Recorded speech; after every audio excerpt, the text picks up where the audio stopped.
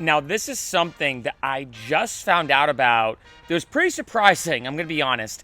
And that is DistroKid is now charging you to put your music on Beatport. I'm going to be blunt. I don't know if it's like, say, DistroKid doing it on their end because maybe there's a lot more stuff that goes involved or gets involved with it.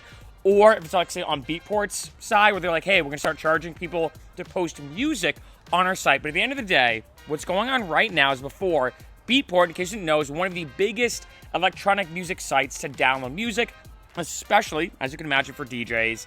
And originally, back in the day, you could easily put your music into Beatport for free, which, why wouldn't you not do that, especially if you're an EDM artist? Now, however, you have to pay $10 a month, every month. Think of it almost like a subscription service to have your music in the Beatport store. So the question comes up, is it worth it?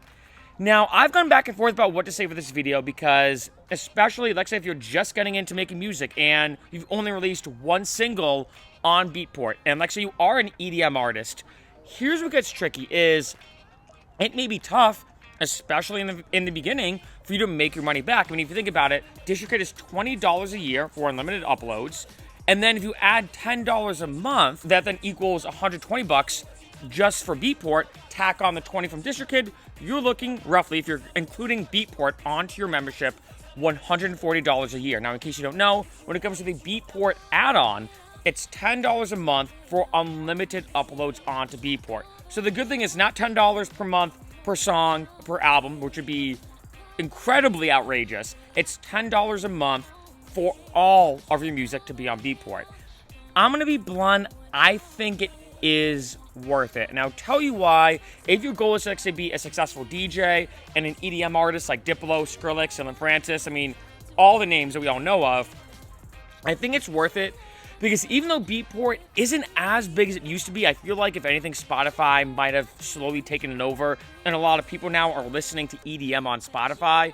I feel like Beatport still kind of has that reputation of being for DJs. You can see the BPM of every song you download. You can see the key signature of each song that you download and so much more. I remember when I met Skrillex in Vegas, this is actually in 2014, one thing he said to me when I was talking to him, he said, look, I tried to make music, one of my mindsets, and I'm paraphrasing a little bit, but one of my mindsets was to make music that other DJs wanted to play out live. And of course, if you make music for people to listen to, that is one thing. Of course, I mean, that's the goal of music, right? Like, someone goes on Apple Music or Spotify, they listen to your music, of course. However, on Beatport, it's not just about listening.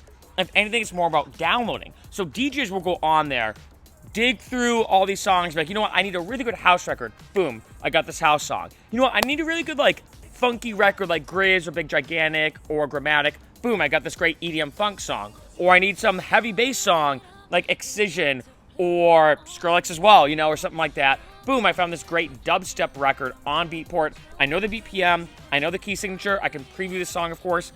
Boom, I'm gonna download it.